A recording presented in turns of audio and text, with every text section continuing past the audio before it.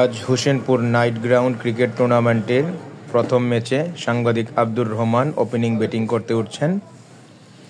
দেখা যাক তার খেলার স্টাইল, দেখা যাক। সুন্দর একটি শট, সেই সাথে দর্শকদের করতালি। আজকে আব্দুর রহমান ১৭ রানের একটি ইনিংস উপহার দিয়েছেন হোসেনপুর ক্রিকেট ক্লাবকে। সবাইকে ধন্যবাদ।